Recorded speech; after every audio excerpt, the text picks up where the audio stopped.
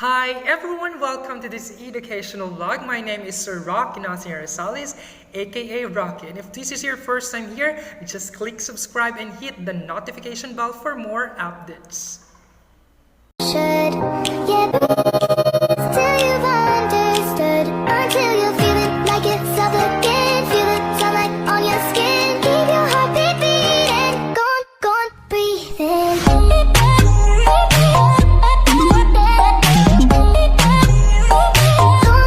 So today guys, we are going to talk about something that every one of us can relate.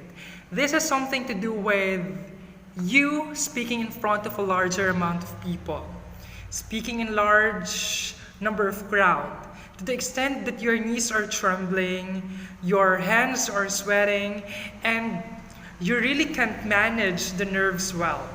Well, that is what we call stage fright.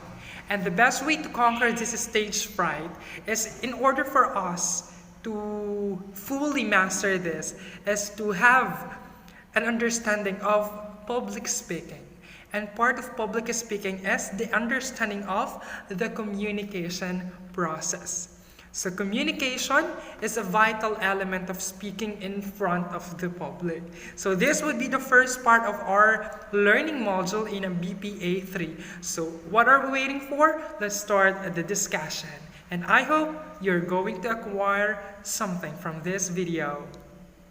This is a subject of ours in BPA 3 in Bacoa Community College, but I believe that this topic or this subject, public speaking, can also be beneficial to everyone, especially those who are experiencing stage fright.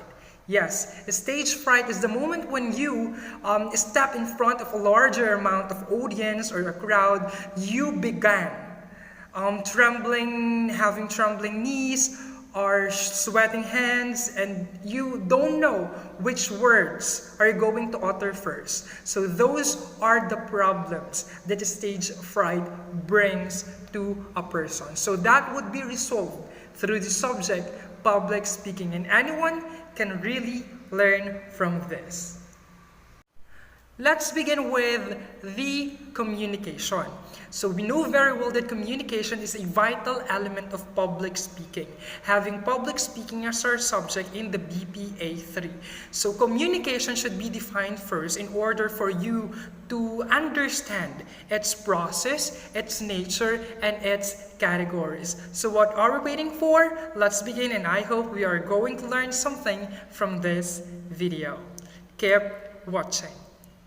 So at this point guys, we are going to use a PowerPoint presentation to effectively communicate this topic.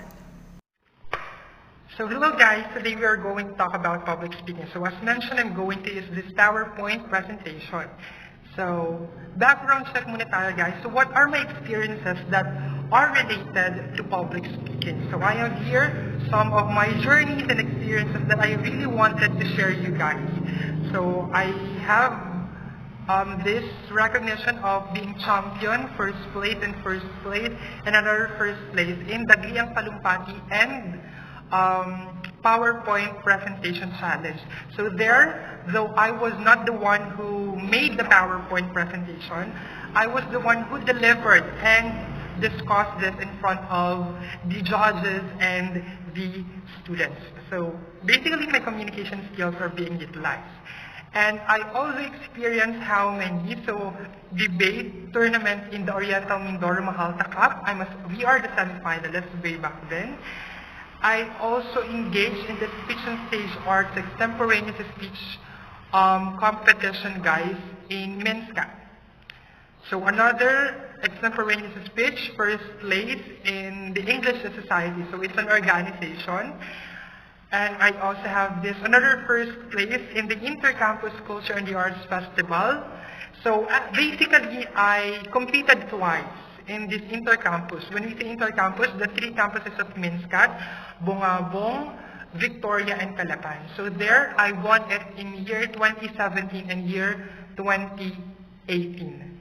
And having that as the opportunity, I represented the college in Marinduque.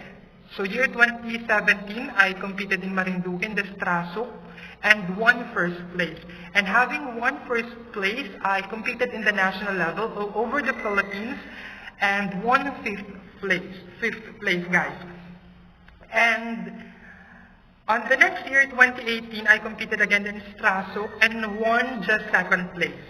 So basically, I wasn't able to represent our region, both Mimaropa and Calabarzon, for the second time. But another opportunity was given to me, and that is to become a practice teacher in Indonesia. So with that, I also used my communication skills because I taught Indonesians English language. So that is how effective public speaking can give to a person like me who is just still studying. So the same thing goes with you, public administrators in the future. This public speaking skills can really improve you in your profession and into everything that you do. So with that, we are going to discuss our first topic, which has something to do with the communication stuff. But before that, let me just tell you guys that I shared this background check to also give you an insight that in order for you to fully learn something, you have to practice and practice and practice. Engage yourselves into different competitions, contests, or as simple as practicing in a daily basis, guys.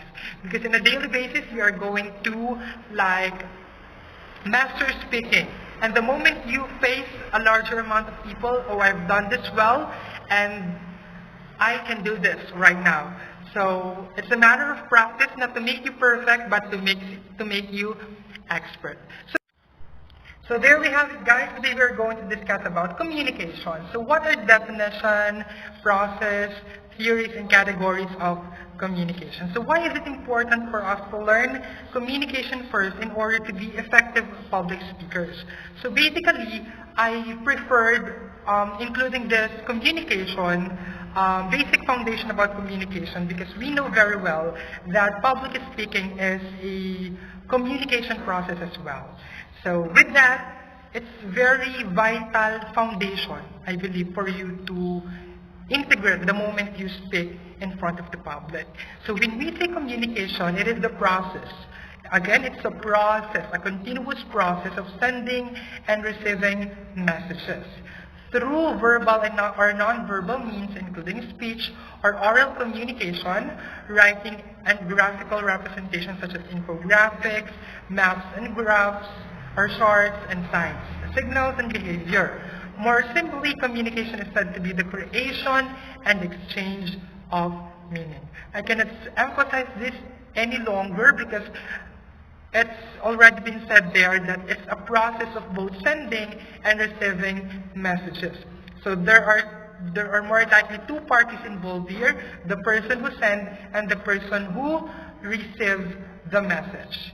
And there be other forms of sending messages. Yes, there can be. So we have, as mentioned, a speech like this. I'm speaking in front of you or in front of a screen in order for me to reach audiences like you. So this is an oral communication.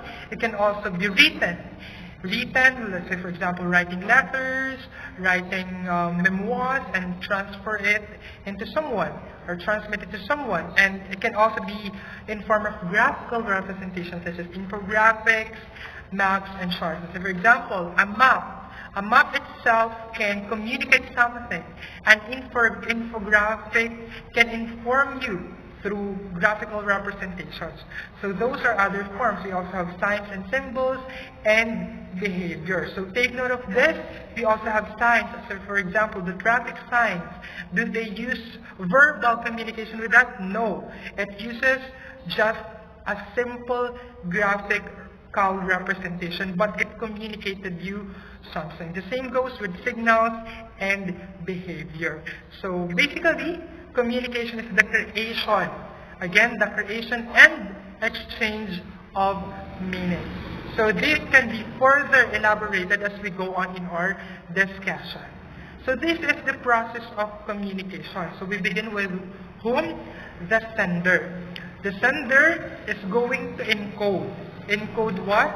The message. And the message will be transmitted through the channel, and the channel will reach the receiver. And the receiver will decode or interpret. Again, when we say decode, it means interpret the message. And after decoding or interpreting the message, it will produce this feedback. So we have the green arrow going upward and until it reaches the sender. So from the sender, it goes through a process and reaches the receiver, and the receiver produces a feedback. And that is a communication process. But the question is, what is the noise is all about? So as you can see, the noise exists in the middle part of the communication process. So noise are external factors that affect the communication.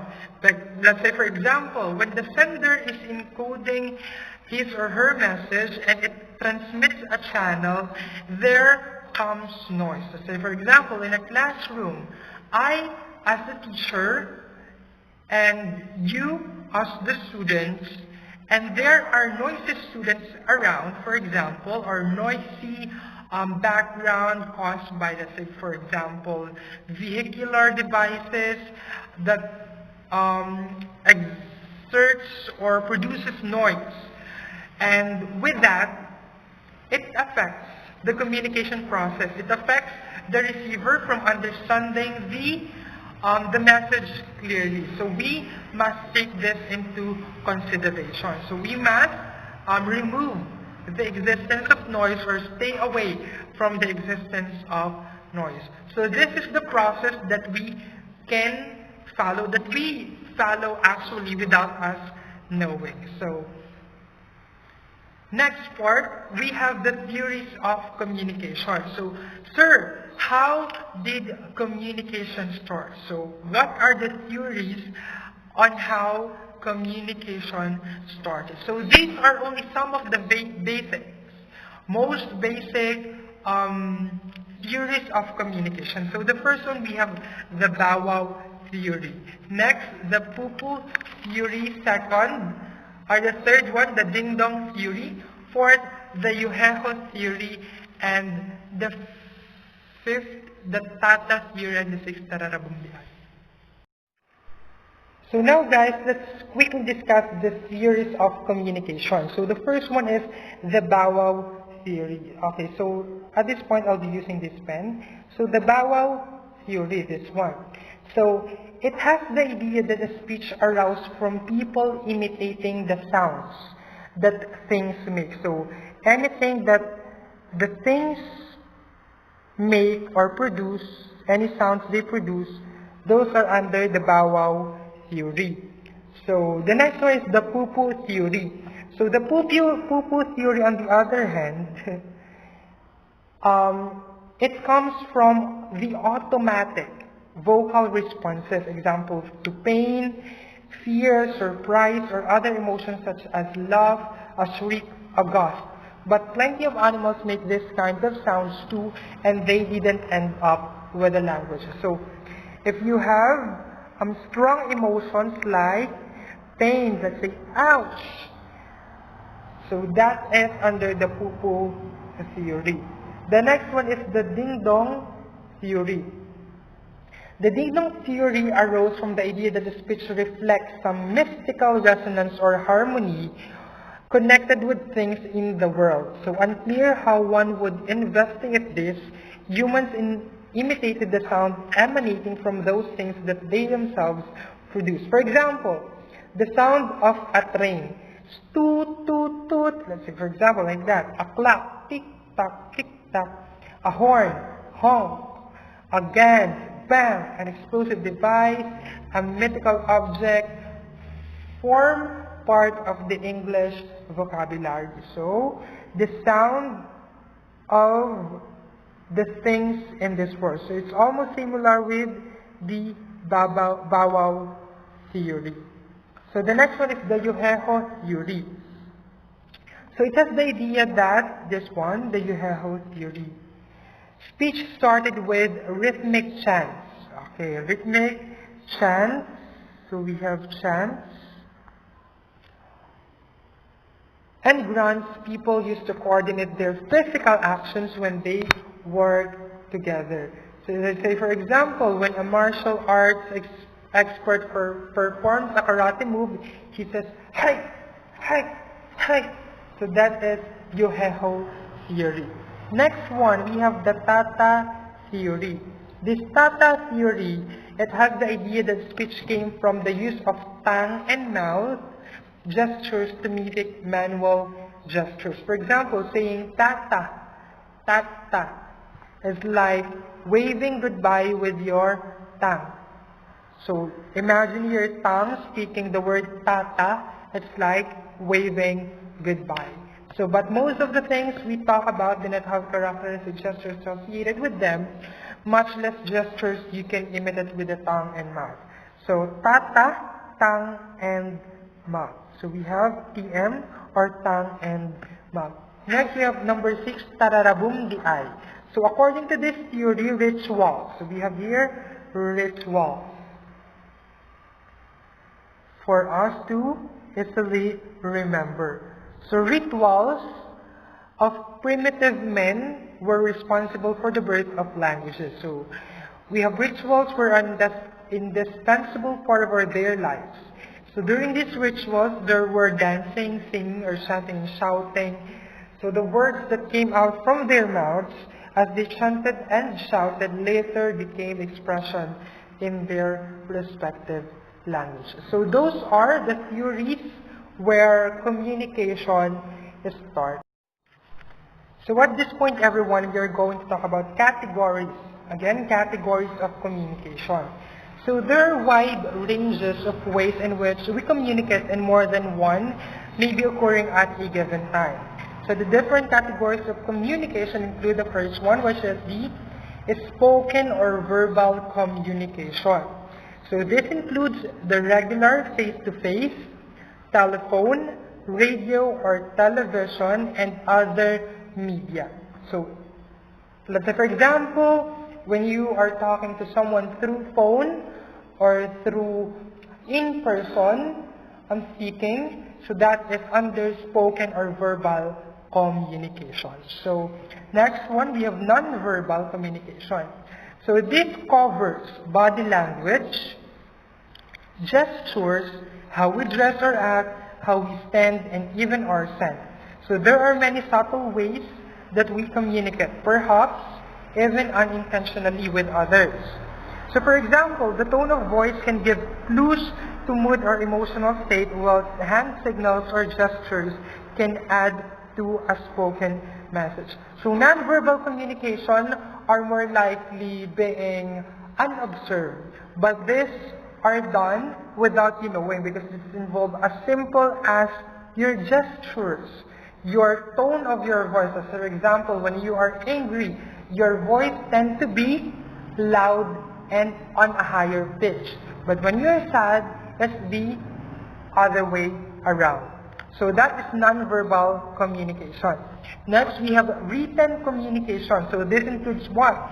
Letters, emails, social media, books, magazine, the internet, and other media. So as soon as you're scrolling on your Facebook account, in your Twitter account, Instagram account, so most are posted online, and more likely those are in written communication. So those captions you add into your pictures, in your social media accounts, in your letters, emails, so those can be considered under written communication. And another one is the visualization. So these are the graphs. Again, graphs and charts, maps, logos, and other visualizations that can communicate messages. So imagine as simple as an image, a map, or a graph can communicate something. So this can be best observed. Let's say, for example, the global pandemic and its trends. Is this increasing or decreasing in terms of number of cases? So we can understand it through visiting or looking for a line graph, a bar graph. So that itself communicates us something.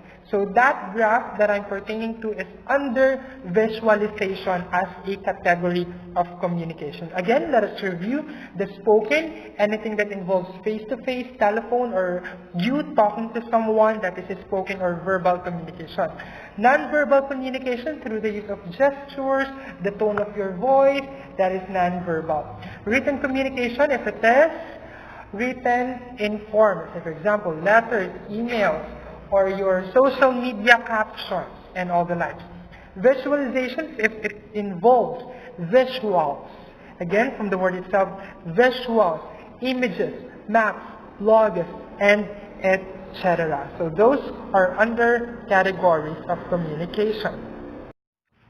Okay, so for us to assess your learning, we are going to have this learning activities. So for learning activity number 1, it's TikTok time. So you're going to create a 1-minute TikTok video presentation about the theories of languages such as bawal, ding dong, pupu, yuheho, tata, tararabung, di ay theory. So if there are areas of this series of communication that you are experiencing difficulty yet, so it's about time for you to further research on this series of communication. So step 1, study and comprehend the theories of the language.